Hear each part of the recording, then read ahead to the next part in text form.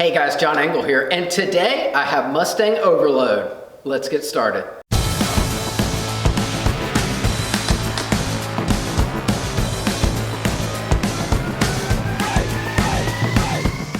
I've recently been asked a few questions about some of the cars in my collection, and I wanted to kind of go over some of the ones that I have in there, why I have them in there, and what they mean to me. And I figured I'd start with the ones that I have the most of, which are my Mustangs. So I figured today would be a good day to take them out for a drive, get to hear what it is that's special about them to me, and why I have them. Of course you know I have them for crowd control, right? Anyway, let's get started. All right guys, let's take the 97 Saleen out for a quick drive. Now, this is one of my favorite Saleens. It's white on white with the black leather interior. It's a 97, so nothing really special. It's got a body kit and basically some suspension work. It also has a cold air intake, so it's really nothing that special. However, this is one of 5 that was made in this year that has the automatic transmission. Kind of cool, kind of not cool. It's definitely not a selling feature right now. Hopefully in the future that will be something that will make it a little bit more collectible. Who knows? But absolutely love the Saleens. This is one that I can let Chris take out because it is automatic and she can't drive a stick. So one of the things that I say all the time is I absolutely love this vehicle, and I absolutely love this vehicle. I think I love every vehicle. I mean, that's one of my problems. This one I did sell to a friend and immediately regretted that decision. So I waited and bugged him and waited and bugged him enough that he sold it back to me, and I finally did buy this one back. Now, this is not what I would consider a pristine car in the way that it's probably going to be a future collectible, just because it has 170,000 miles on it. It was one time in an accident. However, the person that owned it before me in Florida completely redid everything. So right now, this car looks like it has probably around 30 to 40,000 miles on it. It is in great condition for the year, the age, and what it's been through. I absolutely could not replace this car for the value that it's actually worth right now, because there really aren't any other Saleens to compare this to. Not many of them see 170,000 miles. As for how much fun this car is to drive, it's really kind of low. I really love it for the aesthetics of it and what it is. It's a Saleen Mustang. I'm a big Steve Saleen fan. So for me, it's more of that. This car drives like a Mustang GT automatic, which is slow, not really fun to drive, doesn't have really great handling. I can tell you that this one is older, like I mentioned, so it's having a lot of those issues. Like right now it needs a steering rack, and we replaced the full fuel system on here, and then we had to do an intake manifold on it. The gasket around there started to leak. So it's starting to get some of those wear items on it, but I will tell you, it is one of the most beautiful Mustangs out there. I just absolutely love the look of it.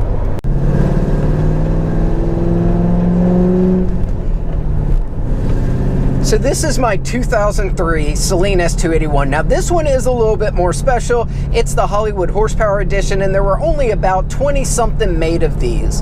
The biggest thing is the center exhaust out of the rear, which is kind of cool. It also has a supercharger on it with a heat extractor hood, which means a little bit more horsepower. So with the 97 Saleen, it's basically a stock GT with a few upgrades. This one has quite a few more upgrades and sounds a lot better too.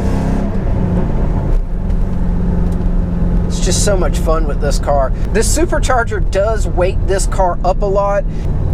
It's still not fast by today's terms, but it's a good car and it's fun to drive, reliable. Get on it and just have a little fun with her.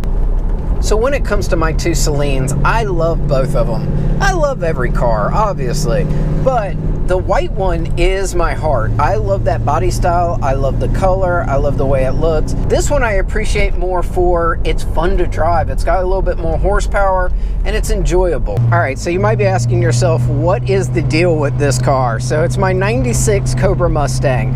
I've had this since high school. I bought this, sold it to my dad, bought it back from him, sold it to my dad, and then bought it back from him again. So it's been in our family ever since it had like 40,000 miles on it, I believe, and it now has 100,000 almost. It's 98,000.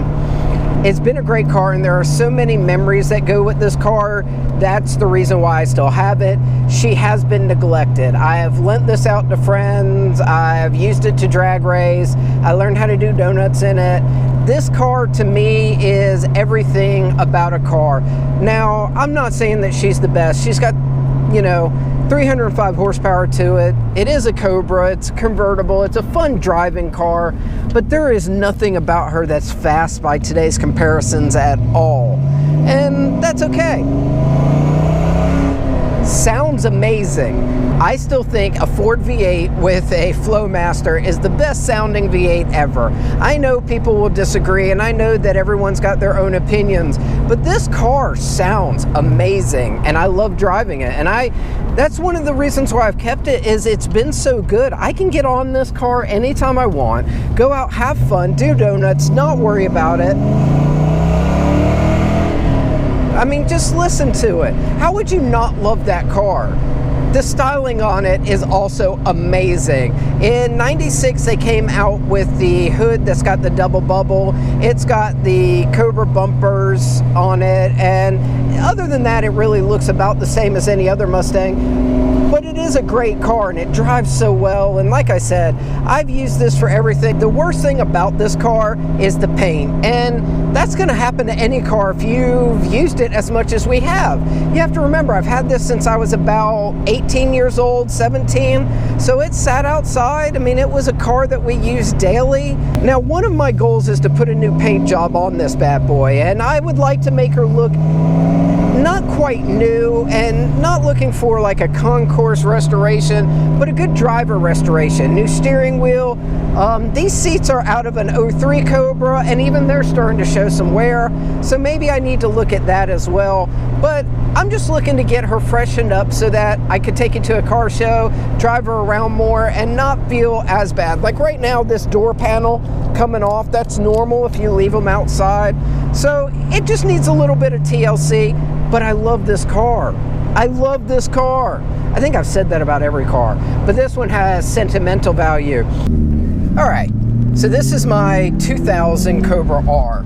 They made 300 of these, and it is probably one of my most prized possessions. I love this car. I lust this car. I obsess over this car. This car is so important to me, and I have no real justification for it other than in 2000 when I saw it come out, I absolutely knew that I had to have one. Now, you might be asking yourself, what about this car makes it so special? Well, one, it's a limited production race car. It was basically built so that you could take these to the track and race them. The second part is I'm a deep down racer, and this car fits all of those. Look at the size of the wing in the back. I mean, hell, it could fly. I mean, this thing should be a plane. The front lip on this thing, absolutely love it. Side exhaust, everything on this car screams boy racer. I also want to talk about one other thing too, is this car drives like no other Mustang. It really does feel totally different, which is amazing to me. All three other Mustangs feel Mustang to me. You get in it, you drive it, you feel Mustang. This reminds me much more of my Viper than it does a Mustang. The steering in here feels so good. Why did they not use this steering on every Mustang? Also in 2000, this was the first car they ever used a 6-speed manual in, and it works flawlessly. So they did start using a lot of the technology that they used on this car in their production vehicles. It's just so compliant. It feels so good. It sounds so good. So some of the other things, you've got the Recaro racing seats, you've got a fuel cell on here. Obviously, there's no radio or climate control. Take that back. You do have heat and defrost, but no cooling. So you have no cold air conditioning coming out of here whatsoever. And that's always been a gripe I've had about this car. One, I would like a radio. I could always take a radio out if I really wanted to race it. And then two, I need AC. I live in South Carolina. It gets hot, so I really don't get to use this car as much as I would like to. Not that I really use it that often anyway, but it's just one of those cars that every time I drive it, I just want to drive it more. I regret not driving it more than I have. It's because of the AC though, I tell you. Most car shows are when it starts warming up, and this is not fun to drive to a car show. One of the neat things about the 2000 Cobra R is you can automatically find out who's a car person and who's not. Because as soon as a car person sees this, they go, is that a real Cobra R? And then if it's not a car person, they go, oh, another Mustang. So you can definitely see the two sides of the coin. If I had to choose one Mustang out of the four, obviously this is going to be it. I mean, this car to me is everything in a Mustang that I've ever wanted. It's got the looks, the styling. It does have 385 horsepower, which I think is a little low because it really does feel like it could keep up with the Viper. But it's not even just about that, because I'm not really going to track the car. It's just a good driving car. It feels very responsive. The steering in here is outstanding. The gear shifts so well. Everything about the car really does a great job, and it drives so well.